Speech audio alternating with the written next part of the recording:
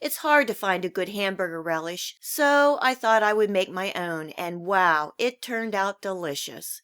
Welcome to my kitchen, and I will show you how easy this burger relish is to make.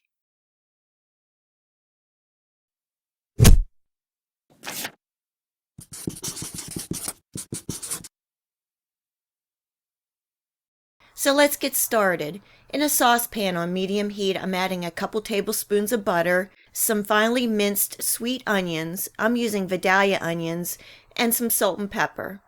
I'm cooking that for about 1 minute, just to sweat out the onions. And this next ingredient is optional. I'm adding a little heat. I'm adding a half of minced seeded jalapeno.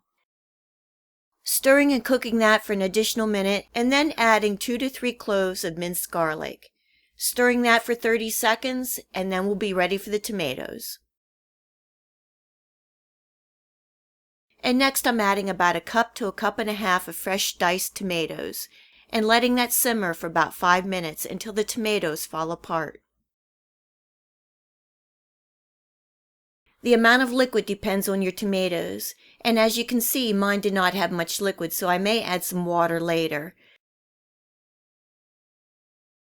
I'm adding a 1/4 cup of red wine and a 1/4 cup of brown sugar. I'm also adding 1 healthy tablespoon of paprika, stirring and simmering for about 2 to 3 minutes. If you like this recipe, please remember to subscribe, give a thumbs up, and comment below. You can also find me on Facebook and Tess Cooks For You blog. Next I'm adding 1 cup of finely diced roasted bell pepper. You can roast your own, but I'm using some out of a jar. I'm also adding a 1/4 cup of chili sauce and a teaspoon of Worcestershire sauce. Give that a good mix around and let that simmer on low for about 15 minutes. Keep an eye on the relish. You can see my liquid is mostly absorbed, and you may need to add a little water along the way. I did add a 1/4 cup of water. And we're almost done.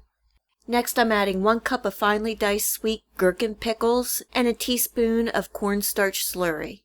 You can use the thickening agent of your choice. Giving that a good mix and bringing up to a boil. Letting it simmer for 1 to 2 minutes and then taking off the heat. Let the relish completely cool and refrigerate in a lidded container. I would say you could keep refrigerated close to a month. This is a delicious condiment for your burger. It has the flavors of sweet, sour, and spicy. What's your favorite burger condiment? Please leave your response below. I really hope you give this relish recipe a try. I think you'll like it. Thanks for joining me here in Tess's kitchen. If you like this video, please remember to give me a thumbs up and subscribe to my channel for future recipe videos.